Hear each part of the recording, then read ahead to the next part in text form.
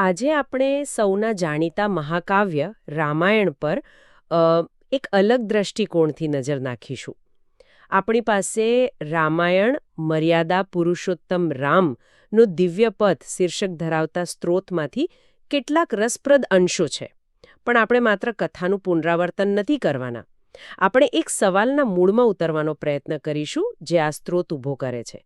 સવાલ એ છે કે ભગવાન રામના બે સૌથી નજીકના સૌથી શક્તિશાળી સાથીઓ લક્ષ્મણ અને હનુમાન બંનેની ભક્તિ અને સમર્પણમાં આટલો મોટો તફાવત કેમ હતો? એક ભાઈ તરીકે સેવા કરે છે, બીજો ભક્ત તરીકે. ચાલો આ બે અલગ અલગ પથને સમજવા માટે આખા મહાકાવ્યની યાત્રા કરીએ. આ બહુ જ રસપ્રદ મુદ્દો છે, કારણ કે રામાયણ માત્ર એક વાર્તા નથી. એ મહર્ષિ વાલ્મીકી દ્વારા રચાયેલું આદિકાવ્ય છે, એટલે કે દુનિયાનું પ્રથમ મહાકાવ્ય. એ માત્ર ઘટનાઓનો સંગ્રહ નથી, પણ માનવ સંબંધો, કર્તવ્ય અને ધર્મના જટિલ પ્રશ્નોની છણાવટ કરતો એક દસ્તાવેજ છે. અને લક્ષ્મણ તથા હનુમાનજી આ બંને પાત્રો એ જટિલતાના બે શ્રેષ્ઠ ઉદાહરણો છે. તો પછી આ બંનેના પથને સમજવા માટે આપણે પહેલા એ યાત્રાને સમજવી પડશે જેમાંથી ભગવાન રામ પસાર થયા. આખી કથા 7 કાંડ એટલે કે ભાગોમાં વહેંચાયેલી છે. પણ આ કોઈ પ્રકરણોની યાદી નથી, ખરું ને? આ તો એક રાજકુમારના જીવનના અલગ અલગ તબક્કાઓ છે. બિલકુલ. આ એક પાત્રના વિકાસની ગાથા છે. શરૂઆત થાય છે બાલકાંડથી, જ્યાં રામનું બાળપણ છે, નિર્દોષતા છે. પછી અયોધ્યાકાંડ આવે છે, જ્યાં રાજ્યાભિષેકની તૈયારીઓ વચ્ચે અચાનક વનવાસનો આદેશ આવે છે. અહીંથી ત્યાગ અને વચન પાલનની પરીક્ષા શરૂ થાય છે. પણ મને લાગે છે કે કથાનો અસલી વળાંક એ અરણ્યકાંડમાં આવે છે. હા, જ્યાં માતા સીતાનું અપહરણ થાય છે. એ ઘટના પછી તો બધું જ બદલાઈ જાય છે. એક શાંત વનવાસ એક મોટા સંઘર્ષમાં ફેરવાઈ જાય છે. બરાબર. એક ક્ષણથી રામ માત્ર એક આજ્ઞાકારી પુત્ર કે ભાઈ નથી રહેતા, પણ એક યોદ્ધા અને નેતા તરીકે ઉભરી આવે છે. અને જુઓ, સંયોગ કેવો છે! બરાબર આ સંકટના સમયે કિષ્કિંધા કાંડમાં તેમની મુલાકાત હનુમાનજી અને સુગ્રીવ સાથે થાય છે. જ્યારે તેઓ સૌથી વધુ લાચાર હોય છે, ત્યારે જ તેમને સૌથી મોટી શક્તિ મળે છે. અને એ પછીનો કાંડ તો મને હંમેશા બહુ આકર્ષક લાગ્યો છે, સુંદરકાંડ. આ એકમાત્ર એવો કાંડ છે જેનું નામ કોઈ સ્થળ, ઘટના કે પાત્ર પર નથી, પણ એક ભાવ પર છે, સૌંદર્ય. અને આખું પ્રકરણ હનુમાનજીની ભક્તિ અને તેમના પરાક્રમને સમર્પિત છે. વાલ્મીકી જાણે કહેવા માંગતા હોય કે નિસ્વાર્થ ભક્તિથી વધુ સુંદર દુનિયામાં બીજું કશું નથી. તમે સાચું પકડ્યું. એકદમ સાચી વાત. એ ભક્તિનું સૌંદર્ય જ યુદ્ધકાંડ માટે પાયો નાખે છે. હનુમાનજી જે માહિતી અને આત્મવિશ્વાસ પાછો લાવે છે, તેનાથી સમુદ્ર પર સેતુ બંધાય છે અને રાવણ સાથેના મહાયુદ્ધનો માર્ગ ખુલે છે. અને અંતે ઉત્તરકાંડ, જે રામના રાજ્યાભિષેક અને ત્યાર પછીની કથા કહે છે. તો આ 7 કાંડ માત્ર ઘટનાક્રમ નથી, પણ ધર્મના માર્ગ પર આવતા પડકારો અને તેને પાર કરવાની રીત દર્શાવે છે. ચાલો, તો હવે આપણા મૂળ પ્રશ્ન પર પાછા ફરીએ. આખી યાત્રામાં રામની સાથે બે શક્તિઓ પડછાયાની જેમ રહે છે. પહેલા છે લક્ષ્મણ. સ્ત્રોત તેમને આદર્શ ભાઈ કહે છે, જેનો આધાર નિસ્વાર્થ પ્રેમ છે. પણ આ શબ્દો પાછળની વાસ્તવિકતા તો બહુ કઠોર છે. એ કોઈ નાનો નિર્ણય નહોતો. જરાય નહીં, બિલકુલ નહીં. આપણે એ સમજવું પડે કે લક્ષ્મણે શું ત્યાગ કર્યો. તેમણે માત્ર રાજમહેલના સુખો નહોતા છોડ્યા. તેમણે પોતાની પત્ની ઉર્મિલાને પણ 14 વર્ષ માટે એકલા છોડી દીધા હતા. તેમનો નિર્ણય ભાઈ પ્રત્યેની ફરજ પર કેન્દ્રિત હતો. એવું કહેવાય છે કે તેમણે 14 વર્ષ સુધી ઊંઘનો પણ ત્યાગ કર્યો, જેથી તેઓ રામ અને સીતાની રક્ષા કરી શકે. આ કોઈ સામાન્ય પ્રેમ નથી. આ પોતાની જાતને સંપૂર્ણપણે ઓગાળી દેવાની વાત છે.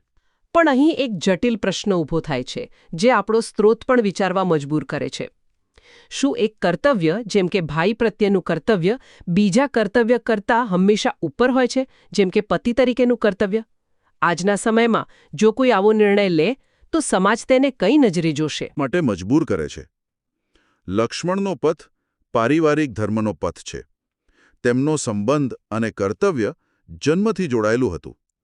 તેઓ રામની સેવા એટલા માટે નથી કરતા કે રામ ભગવાન છે, પણ એટલા માટે કરે છે કારણ કે રામ તેમના મોટા ભાઈ છે, તેમના પિતાતુલ્ય છે. તેમની ભક્તિ કર્તવ્ય અને મર્યાદાના માળખામાં બંધાયેલી છે. તે એ સમયના સામાજિક અને પારિવારિક માળખાનું સર્વોચ્ચ ઉદાહરણ છે. બરાબર. તો લક્ષ્મણનું સમર્પણ પારિવારિક અને કર્તવ્ય આધારિત હતું, પણ હનુમાનજીની વાત તો આનાથી બિલકુલ અલગ છે. તેમનો તો રામ સાથે કોઈ લોહીનો સંબંધ નહોતો. તેઓ તો રામને વનવાસમાં મળે છે, જ્યારે રામ પોતે એક સંકટમાંથી પસાર થઈ રહ્યા છે. તો પછી એવી કઈ વસ્તુ હતી જેણે તેમની ભક્તિને આટલી અતૂટ અને પ્રગાઢ બનાવી દીધી? અહીં જ બંનેની ભક્તિનો મૂળભૂત તફાવત છતો થાય છે. લક્ષ્મણનો પ્રેમ કર્તવ્યમાંથી જન્મે છે, જ્યારે હનુમાનજીની ભક્તિ પસંદગી અને ઓળખમાંથી જન્મે છે. તેઓ રામમાં કોઈ સંબંધીને નહીં, પણ સાક્ષાત ધર્મના સ્વરૂપને, એક આદર્શ નેતાને જુએ છે, અને તેઓ સ્વેચ્છાએ તેમની સેવા કરવાનો નિર્ણય લે છે. તેમની ભક્તિ દાસ્યભાવની છે, જ્યાં સેવક પોતાના સ્વામીમાં જ પોતાનું સર્વસ્વ જુએ છે. આ કોઈ મજબૂરી નથી, આ એક સભાન પસંદગી છે. મને અહીં એક વાત હંમેશા વિચારવા પ્રેરે છે. સુંદરકાંડમાં જ્યારે હનુમાનજી લંકા પહોંચે છે અને સીતા માતાને મળે છે, ત્યારે તેમની પાસે અપાર શક્તિ હતી. તેઓ એટલા શક્તિશાળી હતા કે એકલા હાથે રાવણના પુત્ર અક્ષયકુમાર અને બીજા અનેક રાક્ષસોને મારી નાખ્યા. તેઓ ઈચ્છેત તો સીતા માતાને પોતાની પીઠ પર બેસાડીને પાછા લાવી શક્યા હોત. તો પછી તેમણે એવું કેમ ન કર્યું? આ એક ઉત્તમ પ્રશ્ન છે, અને તેનો જવાબ હનુમાનજીના પાત્રનું ઊંડાણ દર્શાવે છે. આ માત્ર શક્તિની વાત નથી, પણ બુદ્ધિ અને મર્યાદાની વાત છે. સ્ત્રોત એ તરફ ઇશારો કરે છે કે હનુમાનજી પોતાની ભૂમિકાને બરાબર સમજતા હતા. તેમણે એક દૂત કે સંદેશવાહક તરીકે મોકલવામાં આવ્યા હતા. સીતાને છોડાવી લાવવી અને રાવણને દંડ આપવો એ રામનો ધર્મ હતો, એક પતિ તરીકે અને એક યોદ્ધા તરીકે.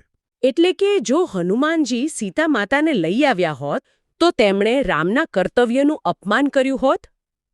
એમ, હા, એક રીતે કહી શકાય. તે રામના સંઘર્ષ અને તેમના વિજયને ઓછો કરી દેત. રાવણનો વધ કરીને અધર્મનો નાશ કરવો એ આખી યાત્રાનો મુખ્ય હેતુ હતો.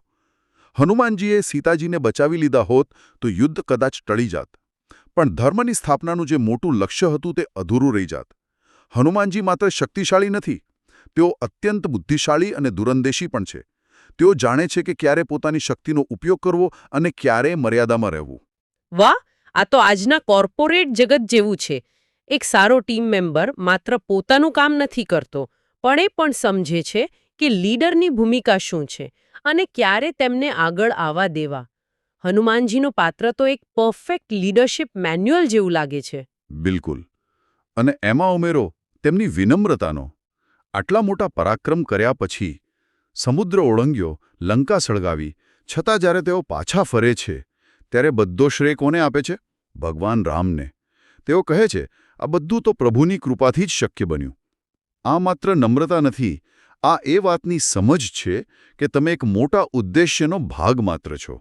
આ જ વાત તેમને આદર્શ ભક્ત બનાવે છે. શક્તિ, બુદ્ધિ, સેવા અને વિનમ્રતાનો અદ્ભુત સમન્વય. તો આપણે આ ચર્ચાને આપણી શરૂઆતની થીમ પર પાછી લાવીએ. આપણે જોયું કે લક્ષ્મણ અને હનુમાન બંને રામના અતૂટ આધારસ્તંભ હતા, પણ બંનેના માર્ગ તદ્દન ભિન્ન હતા. હા, સારાંશ એ છે કે લક્ષ્મણ એ મર્યાદા અને કર્તવ્યનું પ્રતીક છે, જે સમાજ અને પરિવારના માળખામાંથી જન્મે છે. તેમનો માર્ગ સીધો, સ્પષ્ટ અને અડગ છે. જ્યારે હનુમાનજી શ્રદ્ધા અને સમર્પણનું પ્રતીક છે, જે વ્યક્તિગત, પસંદગી અને આધ્યાત્મિક ઓળખમાંથી જન્મે છે. તેમનો માર્ગ વધુ મુક્ત અને કહી શકાય કે ભાવનાત્મક છે. અને રામાયણ એવું નથી કહેતું કે આમાંથી કોઈ એક માર્ગ બીજા કરતાં શ્રેષ્ઠ છે. બંને પોતપોતાની જગ્યાએ સર્વોચ્ચ છે. આ જ તો વિવિધતામાં એકતા છે. બરાબર. મહાકાવ્ય આપણને એ જ શીખવે છે કે ધર્મ અને સેવાનો કોઈ એક નિશ્ચિત રસ્તો નથી હોતો. પરિસ્થિતિ અને સંબંધો પ્રમાણે તેની અભિવ્યક્તિ બદલાઈ શકે છે. લક્ષ્મણ જે કરી શક્યા તે હનુમાનજી માટે યોગ્ય ન હતું, અને હનુમાનજીની જે ભૂમિકા હતી તે લક્ષ્મણ નિભાવી ન શકત. બંનેએ પોતાના ધર્મનું પાલન કર્યું. તો આજના વિશ્લેષણ પરથી એ સ્પષ્ટ થાય છે કે રામાયણના પાત્રો માત્ર કાળા ધોળા નથી. તેઓ ઊંડા, જટિલ